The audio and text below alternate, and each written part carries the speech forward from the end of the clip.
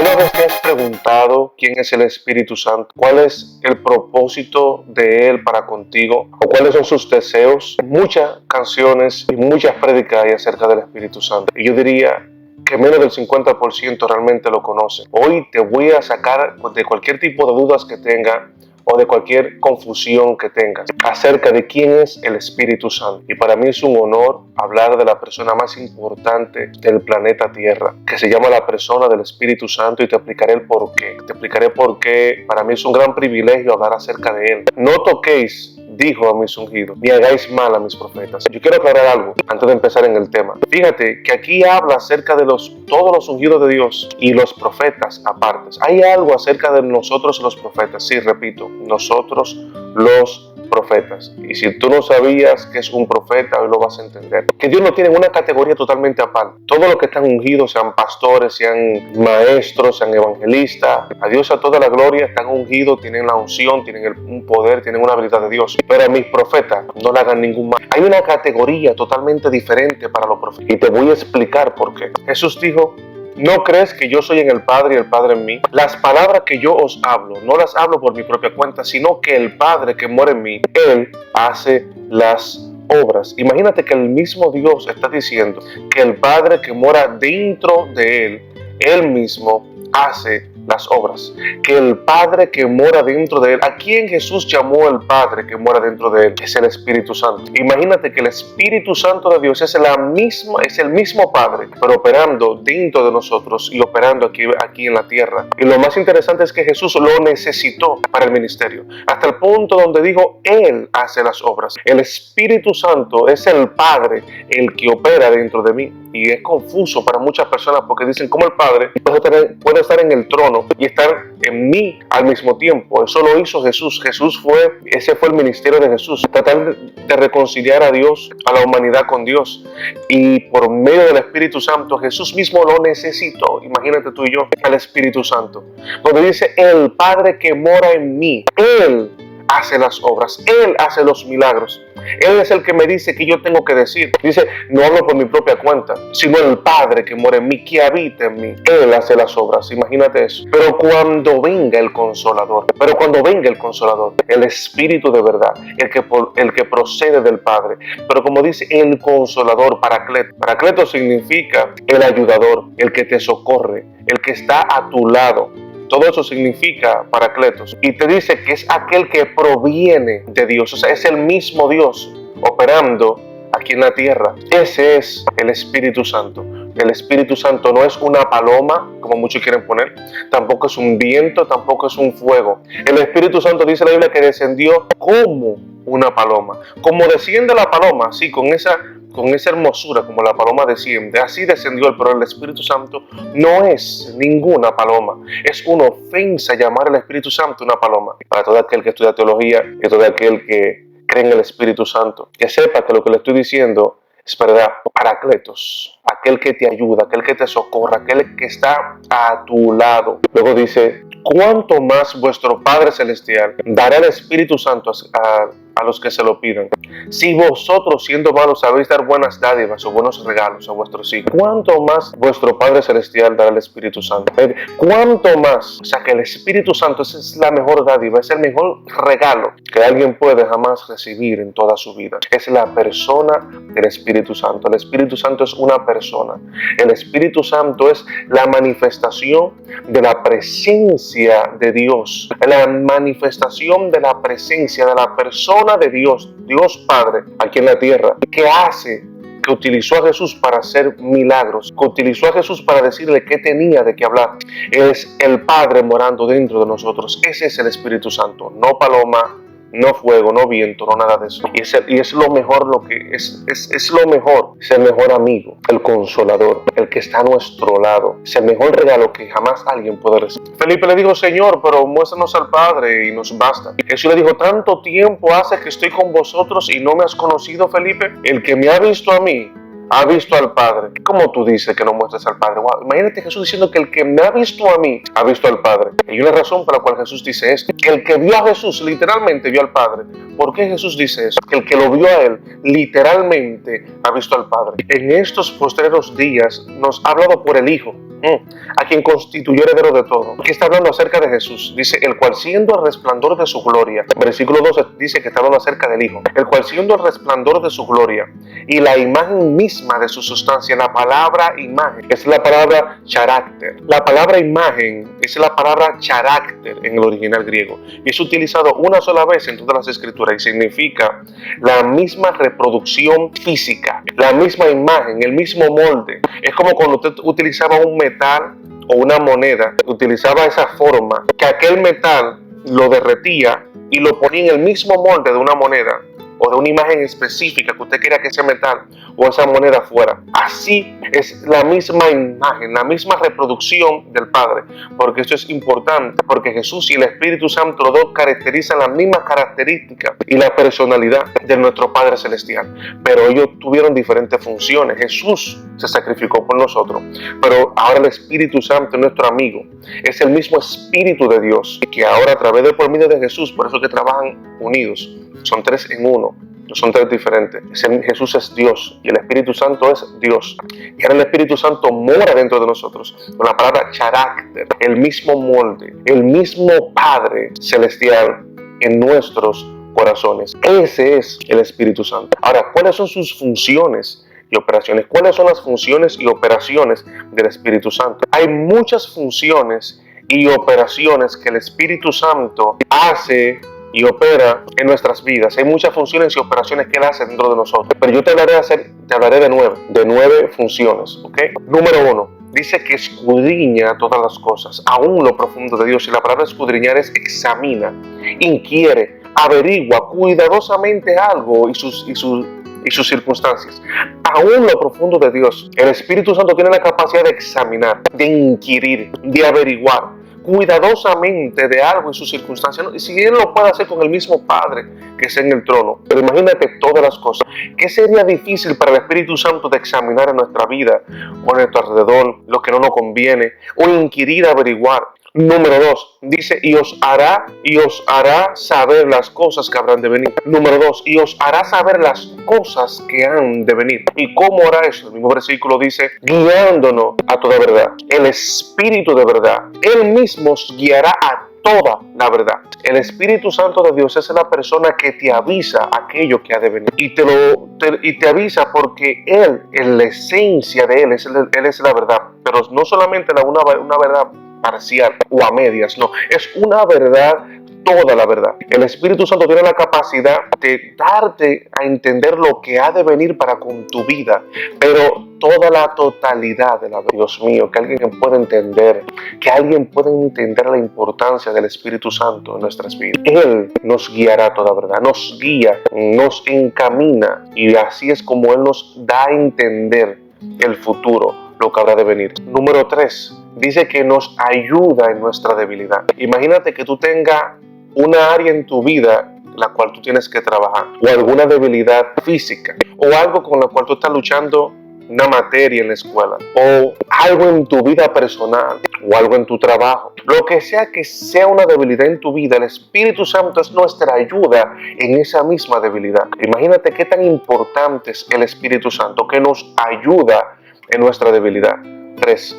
Pues ¿qué hemos de pedir como conviene? No lo sabemos. O sea, en otras palabras, el Espíritu Santo de Dios tiene una capacidad de trabajar a tu conveniencia. Sí, escuchaste bien. A tu conveniencia, que tú ni siquiera puedas pedir. Imagínate que hay cosas que tú pides porque tú sabes que te convienen, pero hay otras cosas que te convienen que tú ni siquiera sabes que te convienen, y el Espíritu Santo te lo da. Y el Espíritu Santo te lo da, trabaja por ti, para que tú tengas acceso a aquello que te conviene, pero que tú ni siquiera sabes. Punto número 4.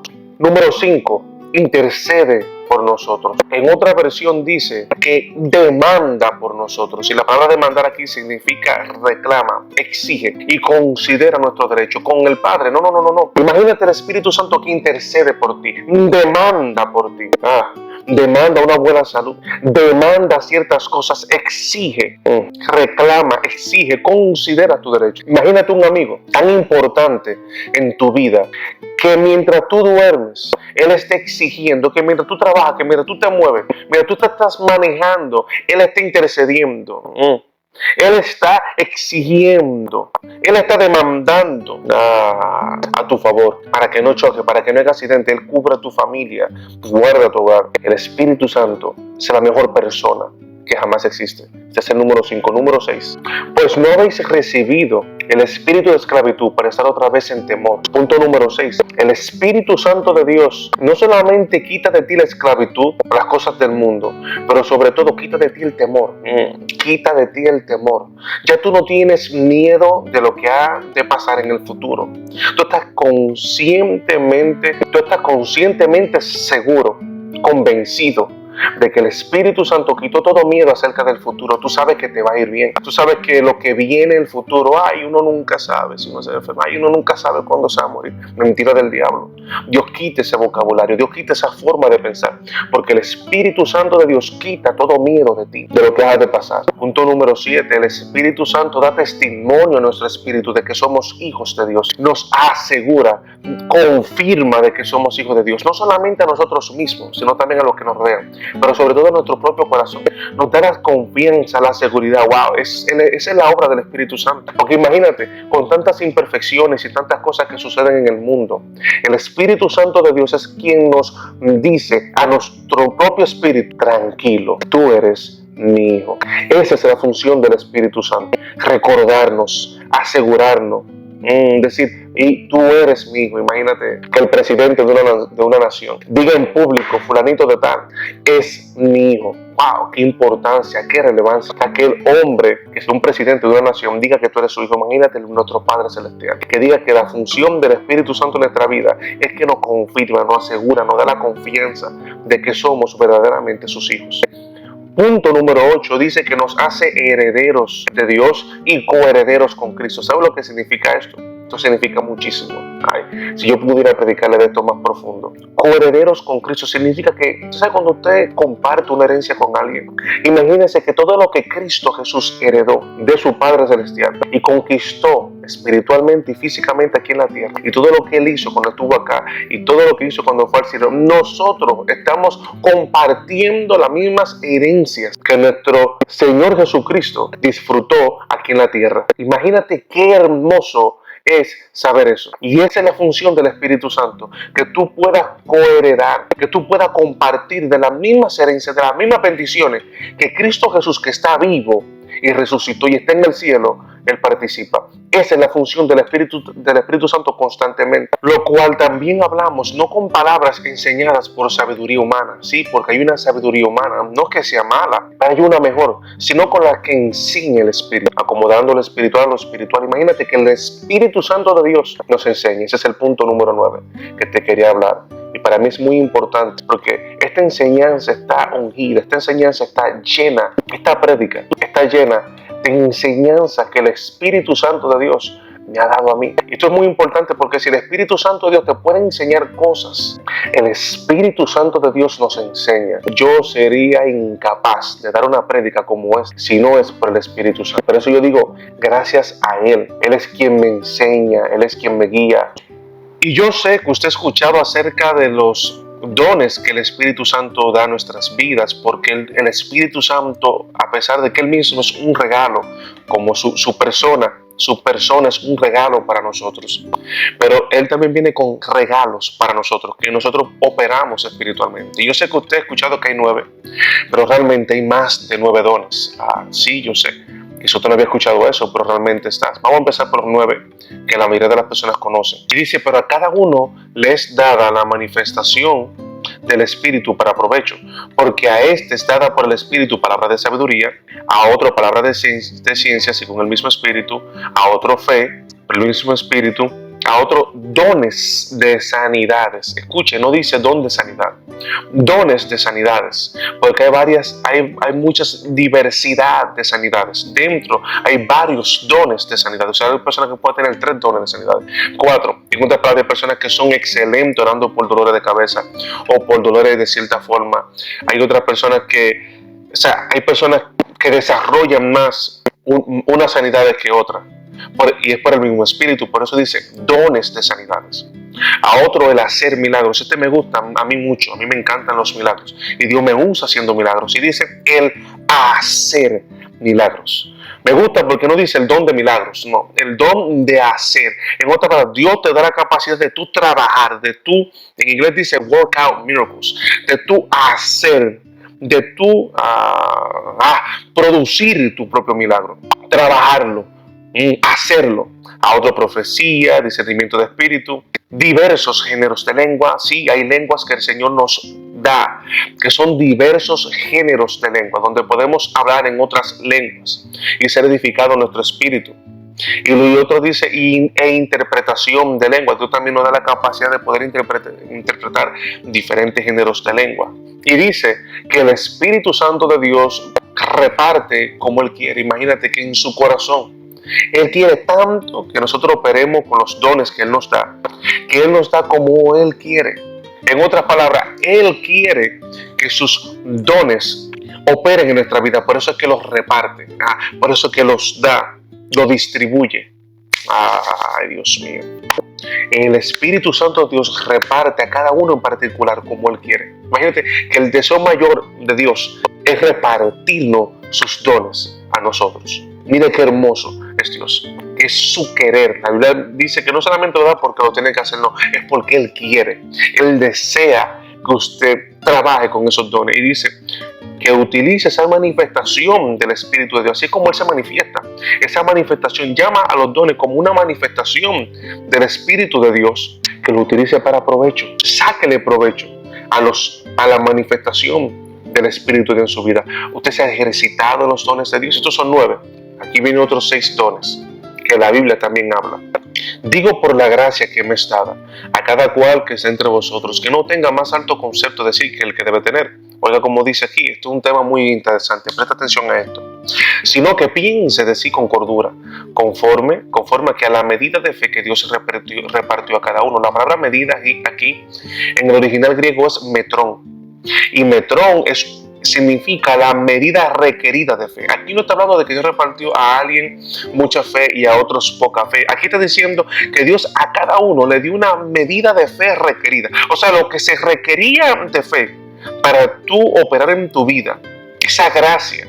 La Biblia dice aquí, ya Dios la repartió a cada uno. Y esto es asombrante porque Pablo dice, por la gracia que yo tengo en Dios, yo me di cuenta que Dios utilizó un metrón. Significa la medida requerida, lo que se requería, la fe que se requería para operar en los dones. Ya Dios lo dio a cada uno. Por eso dice que piense de sí con cordura, para que analice esa fe requerida que Dios le dio, que la utilice. Piensa de sí con cordura, para que tú sepas en qué áreas de tu vida o de las personas que te rodean, Dios te dio una medida requerida de fe, te dio una medida requerida, la medida suficiente, lo que se necesitaba de fe para tú operar. Por eso piensa de ti con cordura, piensa lógicamente lo que está diciendo Pablo, porque hay personas que tienen cierta función, y aquí te hablan de qué tipo de dones Pablo está hablando. Versículo 6, de manera que teniendo diferentes dones, según la gracia que nos es dada, dice, le llama una gracia, es un favor inmerecido, usted no trabaja para esto es Dios que se lo da a usted. Estos dones, te dice el de profecía, el de servicio, el que enseña, el que exhorta, el que reparte, el que preside y el que hace misericordia.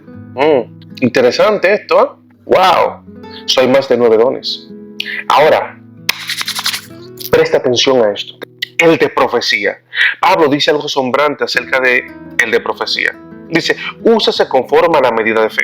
La palabra medida de fe que usted ve aquí es muy diferente a la medida de fe que habla arriba. En el primero habla de metrón, como le dije, que es la fe requerida. Y muchos pudieran interpretar que está diciendo, el que vaya a profetizar, que sea según la fe Metrón. No, no es metrón aquí.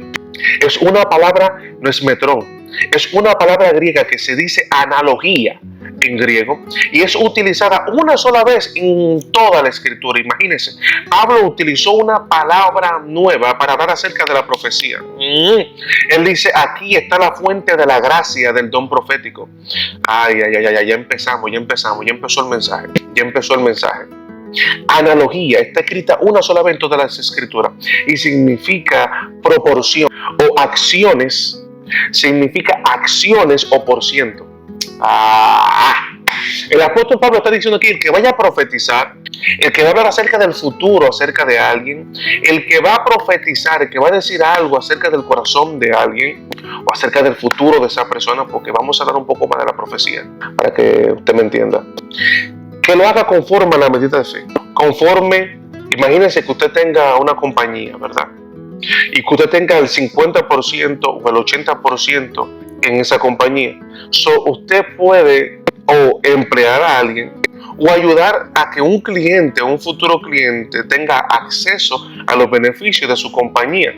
Aquí Pablo está diciendo algo impresionante. Pablo utiliza una palabra que nunca se ha utilizado en las escrituras para hablar acerca de la profecía. Y dice, si tú vas a profetizar, úsalo, porque tienes que utilizar la profecía. Entonces Pablo está diciendo, hay personas que en el espíritu tienen propiedades, porciones y acciones en el mundo espiritual, ya sea de salud, ya sea de felicidad, ya sea de orden, para que hagan cosas que se pongan en orden en tu vida. Hay personas que en el mundo espiritual, antes de poder profetizar, ellos tienen que tener un porciento, acciones o proporciones en el espíritu que les pertenezcan a ellos, de lo sobrenatural de Dios, y ellos lo reparten. Úselo. Profetiza en base a lo que tú posees. Analogía, que es otra palabra para ministerio. Aquel que tenga un ministerio es aquel que sirve a los demás, el que enseña, el que exhorta. La palabra exhortar aquí me gusta mucho a mí, porque exhortar no es lo que la gente piensa. Exhortar no es lo que la gente piensa de que Dios te va a regañar, de que son personas que viven siempre predicando, eso es exhortación. No, exhortación oiga lo que significa. Exhortación significa no llamarte la atención de mala manera, no. La palabra exhortar significa incitar. La palabra exhortar es incitar, es alguien que te incita o te influencia, o es una influencia para que tú hagas algo o actúes de cierta forma, y lo haces por medio de autoridad, de ruegos o de razones. Una persona que te exhorta puede utilizar su autoridad en Cristo, quien Dios le dio, para hacer que tú hagas algo o que tú actúes de cierta forma, que lo haga por ruegos, como muchas veces se ha visto en la Biblia, hijitos, os suplico, o por razones. Esto es así, esto es asá. Esto es exhortar. Presidir significa dirigir. Y la palabra dirigir significa una persona que es solícita, pone atención, diligencia y amabilidad al atender o servir a alguien. Ese es el secreto de ser un verdadero líder, porque lo hace con solicitud. Dice el que preside que lo haga con solicitud, y la solicitud significa eso. Si yo estoy diciendo que hay personas que presiden, hay personas que dirigen, hay personas que tienen un don de ser líder, de dirigir, de presidir. Y es porque su corazón, el corazón de esta persona, es ser solícita, es poner atención, diligencia y con amabilidad atender o servir a alguien. Lo que lo mueve es ser solícito, es la solicitud. Y el que hace misericordia con alegría. Imagínense que aquel que perdona, aquel que hace misericordia al otro, el que deja ir, vive una vida más alegre.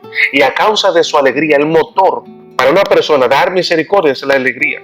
El motor para una persona profetizar es por aquella cosa que él posee en el mundo espiritual. Aquel que sirve, todo esto, qué impresionante. Aquel que es un líder es porque el motor de él es que es alguien solícito, alguien diligente, alguien amable, alguien que pone atención para servir a los demás. El que reparte con liberalidad. Imagínate que Dios está buscando personas que repartan. Imagínate que yo estoy buscando personas que quieran repartir. Y Dios dice, bueno, el motor del que reparte es liberalidad. Y significa a platos. Imagínate que Dios está buscando personas que repartan, personas que puedan dar para las cosas de Él. pero está buscando que el motor de esta persona sea aplotes, que es lo que significa liberalidad, significa libre de hipocresía, 100% sincero. 100% sincero y tampoco buscando lo tuyo propio. Me dice Dios buscando un corazón sincero. Alguien que haga las cosas sin hipocresía ni buscando lo suyo propio para poder repartir. Dice que el repartir, el poder dar a los demás es un don que proviene del cielo. Aleluya. 15 dones. Y luego que habla acerca de los dones dice que el amor sea sin fingimiento. Qué hermoso es Dios, ¿eh? ¿Cómo se entristece el Espíritu Santo? Imagínate tú no hablar con tus padres, ni con tu madre, ni con tu pareja, ni con tus amigos. Imagínate tú levantarte un día y no hablar con absolutamente nadie. O no interactuar con nadie. ¿Cómo sería eso? Sería algo muy extraño, ¿verdad? Imagínate ir al trabajo y no hablar. Imagínate que llegue un cliente a tu empresa o a tu trabajo, al lugar y tú no hablar. Imagínate que tu jefe te hable y tú no le hables para atrás. Bueno, así hay mucha también indiferencia contra el Espíritu Santo y cosas como esta hacen que Él se ponga triste. Ahora, ¿cómo se entristece el Espíritu Santo realmente de verdad? Un poquito más profundo. Te daré algo en la Biblia, como dice. Dice, no apaguéis al Espíritu. ¿Cómo alguien puede apagar la llama del Espíritu Santo dentro de su corazón? Siguiente versículo dice, menospreciando la profecía. No menosprecie. Yo sé que lo siguiente que dice es no menospreciando la profecía. No hay algo que apague más el Espíritu Santo de Dios que la profecía. Por eso Dios está tan ligado a lo profético. Por eso es que el Espíritu Santo está tan ligado a los profetas y a lo profético. Porque es tan importante la profecía para el Espíritu Santo. Seguid el amor y procurar los dones espirituales, pero sobre todo que profeticéis. Wow, de todos los dones, aún hasta el de hacer milagros, Dios dice que sobre todo profeticen. Les va a especificar el por qué tan importante para el Espíritu Santo la profecía. Versículo 3, pero el que profetiza habla a los hombres para edificación, exhortación y consolación. Edificación literalmente significa aquí alguien que te levanta, alguien que te construye. Soy yo en lo profético. Mi trabajo principal, mi motor, mi asignación principal es construir tu espíritu, es levantar tu espíritu, es hacer una construcción. Yo literalmente tengo una compañía de construcción en el mundo espiritual, donde yo te pongo aquellas cosas que tú no tienes, donde yo te añado, para que tú puedas poseer, utilizar los beneficios y las cosas de Dios en tu vida. Edificar también significa promover crecimiento y desarrollo. Eso es algo que a mí me incita más en lo profético, que me mueve más en mi corazón en lo profético, es que verte crecer espiritualmente, es desarrollarte espiritualmente, es ver un desarrollo en tu vida, es hacerte como un edificio, para que tú puedas poseer las cosas que el Señor tiene para ti. Número 1, edificación. Segundo, exhortación, como hablamos de la manera pasada, incitarte a que tú hagas algo o actúes de cierta forma, porque esto es importante. Incitarte, influenciarte. Por eso yo quiero ser una influencia, un canal de bendición, alguien que las personas puedan admirar y puedan seguir sus pasos. Como dijo Pablo, sean imitadores de mí, como yo así de Cristo. Edificación. Ahora, la palabra exhortación lo hablamos, ¿verdad? Y ahora consolación. La palabra consolación aquí solamente está escrito una sola vez en toda la Biblia. La palabra consolación que Pablo utiliza aquí está escrita una sola vez en todas las escrituras y es paramutía. Paramutía es un alivio extremo o un gran alivio, una gran calma. Es con el propósito de persuadirte o estimularte a que te calmes o a que te alivies. Imagínate que para Dios es tan importante la paz en el ser humano, que puso que la profecía para Dios es tan importante, porque no solamente te edifica, no solamente te levanta, no solamente te construye para que tú puedas poseer, no solamente hace que tú crezcas espiritualmente, te desarrolles en tu vida espiritual con Dios, te haga más fuerte en Dios, te construye, wow, qué impresionante, sino que te alivie, que te calme, gran alivio a tu espíritu, gran calma. Hasta el punto donde empieza a persuadirte y a estimularte a que estés en paz. Consolación. Esta palabra es paramutía. Está escrita una sola vez en todas las escrituras. Pablo es aquel que describe lo que hace la profecía. Y qué bonito es cuando yo hablo con personas y me dicen que los mensajes están trayendo paz. Recuerda, Dios es un Dios de paz y no de confusión.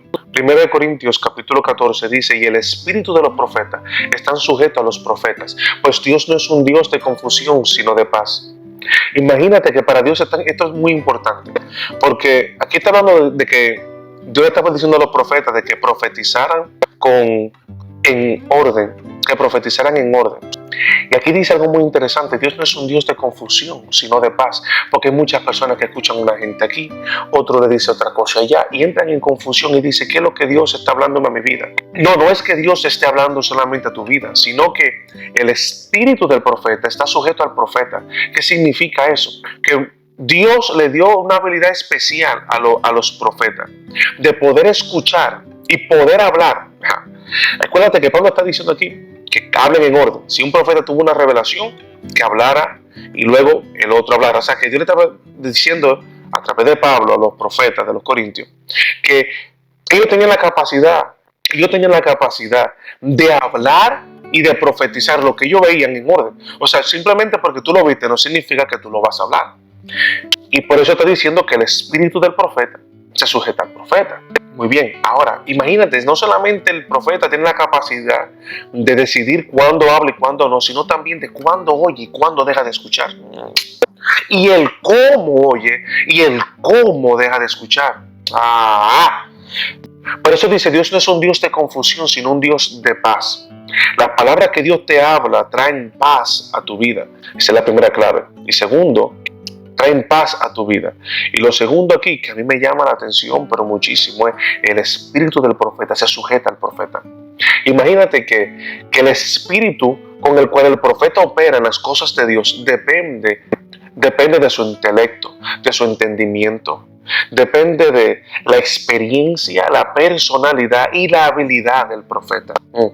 Imagínate que todas estas cosas contribuyen. Imagínate que Dios te va a estar hablando a ti a través de alguien que haya puesto en la tierra, dependiendo de su intelecto, entendimiento, experiencia, personalidad y la habilidad del profeta. Por eso dice que el espíritu del profeta se sujeta al profeta. Entonces, mucha gente se confunden y piensan que es Dios. No, es el profeta, es la personalidad de él, es el entendimiento de él, así que él entienda a Dios. Esa es su capacidad para poder procesar. Pero eso hay muchas personas que se confunden. Dicen: wow, pero ese profeta me dijo toda mi vida, me dijo mi dirección, mi seguro social, me dijo todo esto, pero no se cumplió que él me dijo que lo que se iba a cumplir, porque una cosa no tiene que ver con la otra.